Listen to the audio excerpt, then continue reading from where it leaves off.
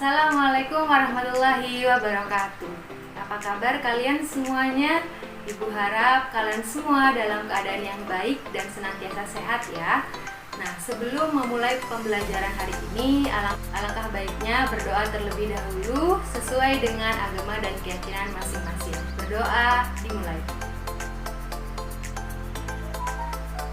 Selesai.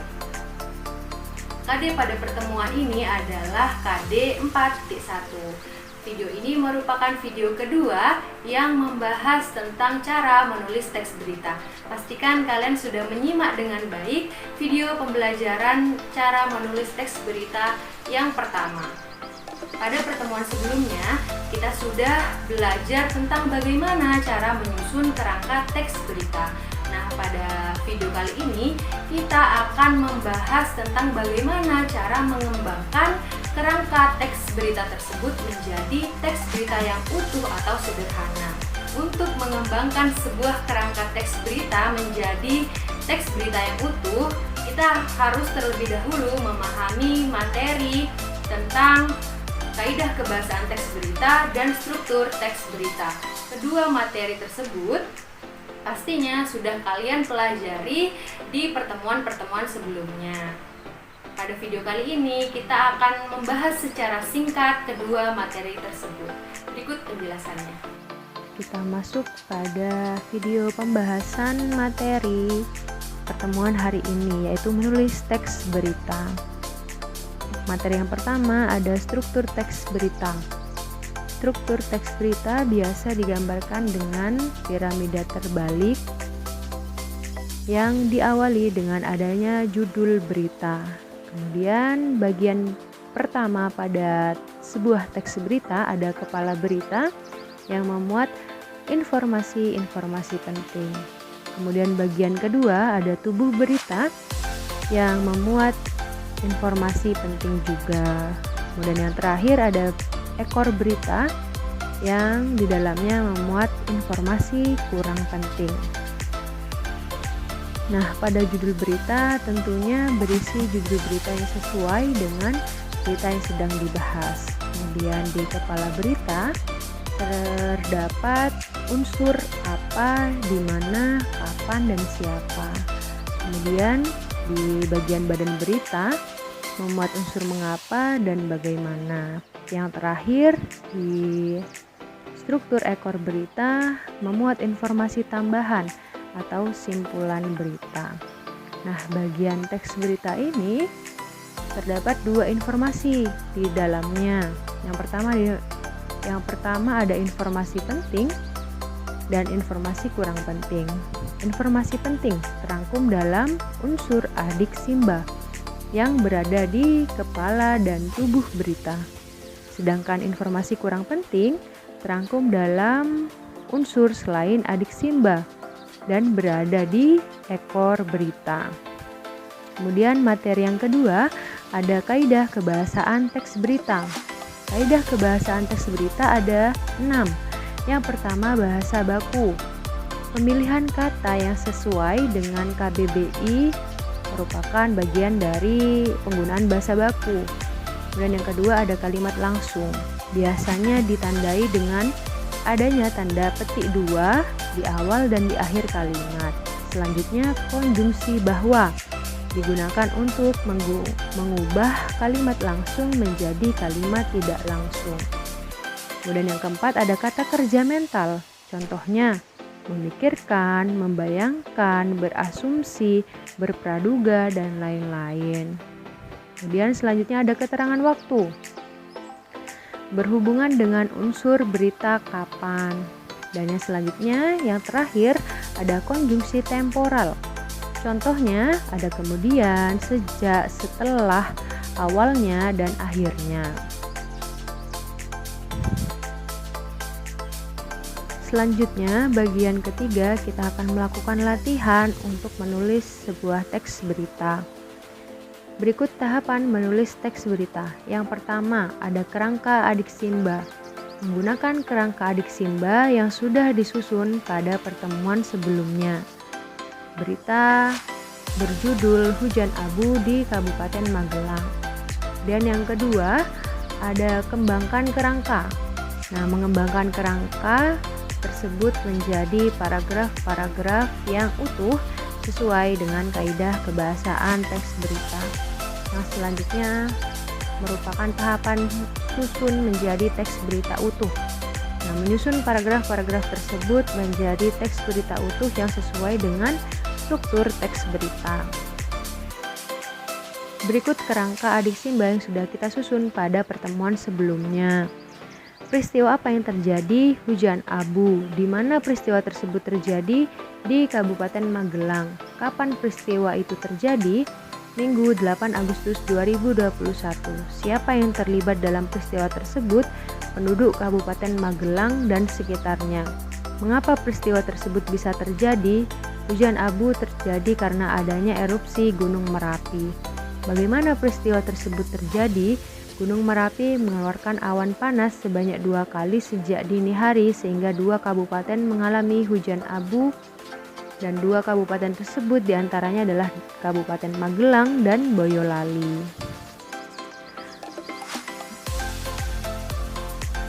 Selanjutnya, ketika kita sudah menyusun kerangka adik Simba, maka yang selanjutnya harus kita lakukan adalah mengembangkan adik Simba tersebut menjadi paragraf yang utuh sesuai dengan struktur teks berita dan kaidah kebahasaan teks berita. Pada teras berita terdapat 4 unsur di dalamnya. Nah, 4 unsur tersebut apabila dikembangkan menjadi sebuah paragraf yang utuh, maka menjadi Minggu 8 Agustus 2021 terjadi hujan abu tipis di Kabupaten Magelang. Hujan abu tersebut dirasakan oleh penduduk di beberapa kecamatan di Kabupaten Magelang. Kemudian struktur selanjutnya adalah tubuh berita. Nah, kedua unsur di dalamnya yaitu mengapa dan bagaimana apabila dikembangkan menjadi satu paragraf yang utuh, maka menjadi salah satu petugas pos pengamat Babadan mengatakan bahwa hujan abu ini terjadi karena adanya erupsi Gunung Merapi. Pada awalnya, Gunung Merapi mengeluarkan awan panas sebanyak 2 kali sejak dini hari, sehingga 2 kabupaten mengalami hujan abu. 2 kabupaten tersebut diantaranya adalah Kabupaten Magelang dan Boyolali. Kemudian struktur yang terakhir ada ekor berita yang merupakan akhir dari teks berita tersebut yang berisi simpulan dan informasi tambahan. Berisi paragraf yang berbunyi, ketinggian awan maksimal mencapai 800 meter dan jarak luncurnya 2000 meter ke arah barat daya, kata petugas pos pengamat Babadan Tri Mujianto. Bapak Tri Mujianto juga berkesimpulan bahwa hujan abu yang terjadi di beberapa kecamatan di Kabupaten Magelang adalah berkategori hujan abu tipis. Nah, setelah kita mengembangkan adik Simba menjadi paragraf-paragraf yang utuh dan sesuai dengan struktur teks berita, maka selanjutnya kita akan mengkaji kaidah kebahasaan yang terdapat pada paragraf-paragraf tersebut. Nah, di bagian judul pastinya akan memuat kaidah kebahasaan bahasa baku. Kemudian di paragraf pertama memuat kaidah kebahasaan bahasa baku dan keterangan waktu, yaitu pada Minggu 8 Agustus 2021 yang bercetak merah. Kemudian paragraf kedua ada kaidah kebahasaan yang berupa konjungsi bahwa, kemudian konjungsi temporal, dan tentunya juga bahasa baku. Kemudian pada paragraf yang terakhir memuat kaidah kebahasaan kalimat langsung yang ditandai dengan adanya 2 tanda petik di awal dan di akhir kalimat. Kemudian yang kedua ada kaidah kebahasaan kata kerja mental dan juga bahasa baku. Nah, berikut adalah teks berita utuh yang apabila ditulis kembali sesuai dengan struktur dan urutannya. Yang pertama, ada judul berita yang berwarna jingga. Kemudian ada kepala berita yang berwarna hijau, disusul dengan tubuh berita yang berwarna ungu, dan yang terakhir ada ekor berita yang berwarna merah.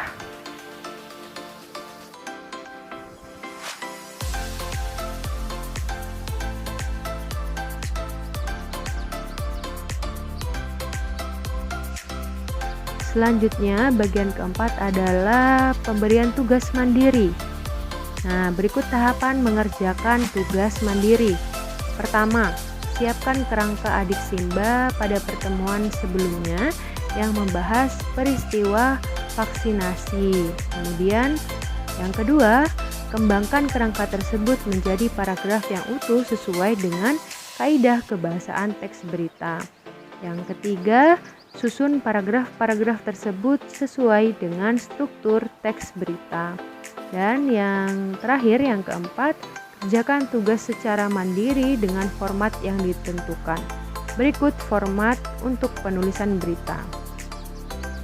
Nah, format tugas yang pertama pastinya ada judul berita, kemudian kepala berita, tubuh berita, dan diakhiri dengan bagian ekor berita. Mungkin itu saja yang dapat Ibu sampaikan. Semoga pembelajaran hari ini dapat bermanfaat bagi kalian semua. Kurang lebihnya mohon maaf, dan sampai bertemu di video pembelajaran berikutnya. Terima kasih. Wassalamualaikum warahmatullahi wabarakatuh.